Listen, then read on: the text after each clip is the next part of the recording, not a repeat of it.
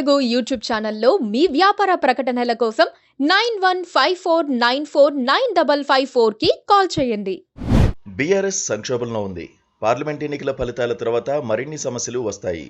Exit polls అనుకూలంగా లేవు. తెలంగాణ జాతీయ పార్టీల బరవుతోందని సంకేతాలు వస్తున్నాయి.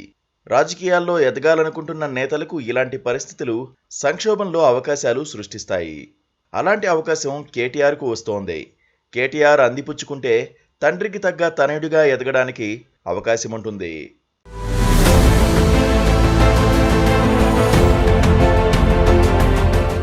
భారత రాష్ట్ర సమితి అసెంబ్లీ ఎన్నికల్లో పరాజయం తర్వాత క్రమంగా బలహీనపడుతోంది.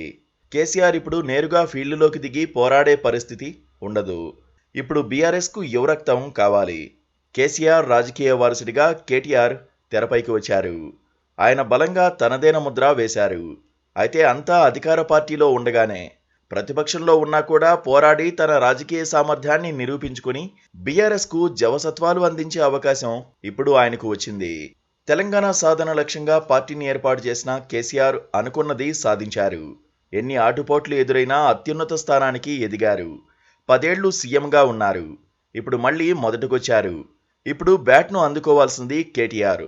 పార్టీని ముంచినా తేల్చినా ఆయనదే భారం. కొత్త తరం రాజకీయ వ్యూహాలతో ముందుకు వెళ్లి యూపీలో అఖిలేష్ తరహాలో పార్టీని నిలబెడతారని ఎక్కువ మంది అనుకుంటున్నారు. కేటీఆర్ అదే ప్రయత్నంలో ఉన్నారు. ప్రభుత్వంపై విరుచుకుపడుతున్నారు. కేసులకు భయపడ్డం లేదు. కేటీఆర్ రాజకీయ నాయకుడిగా ఇంకా పూర్తి స్థాయిలో సామర్థ్యాన్ని నిరూపించుకోలేదు. అంటే ప్రతిపక్షంలో ఉన్న పార్టీని ప్రజల తరపున పోరాడి అధికారంలోకి తెచ్చే స్థాయి రాజకీయం ఇంతవరకు చేయలేదు. సవాళ్లను ఎదుర్కోలేదు. రాజకీయంగా వాటిని ఎలా అధిగమించాలన్న విషయంలో కేటీఆర్ రాజకీయంపై ఇంకా స్పష్టత లేదు. పూలపాన్పు మీద అన్నట్లుగా ఆయన రాజకీయాల్లోకి రాగానే ఉద్యమ బలమంతా పార్టీకి వచ్చింది. అప్పటినుంచి అధికారం అనుభవించారు. కానీ ఇప్పుడు ముళ్లబాట ప్రారంభమైంది. కేటీఆర్కు ఇప్పుడే అవకాశం వచ్చింది. తాను కూడా రాజకీయ నాయకుడినని నిరూపించుకోవాల్సి ఉంటుంది.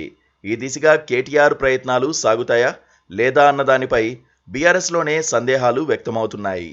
ములాయం సింగ్ యాదవ్ వయసు అయిపోయి స్లో అవుతున్న సమయంలో అఖిలేష్ యాదవ్ మెల్లగా పార్టీపై పట్టు పెంచుకున్నారు. ఆయన నేరుగా పదవిలోకి రాలేదు. పార్టీని గెలిపించారు. ఇందుకోసం యూపీ అంతా విస్తృతంగా పర్యటించారు. ములాయంనే చూపించి ఎన్నికల ప్రచారం చేశారు. గెలిచిన తర్వాత అందరూ ఆయన్నే సీఎంగా ఎన్నుకున్నారు.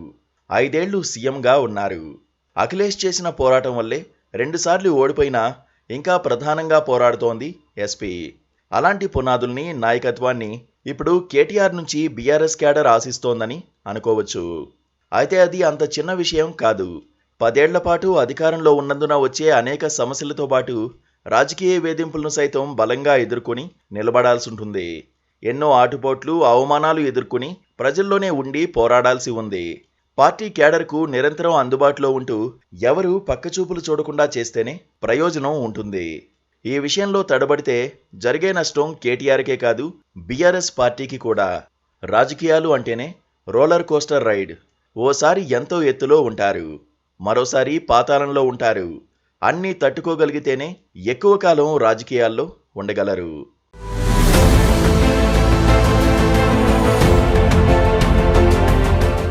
Please subscribe to KTV Telugu. KTV Telugu. KTV Telugu channel.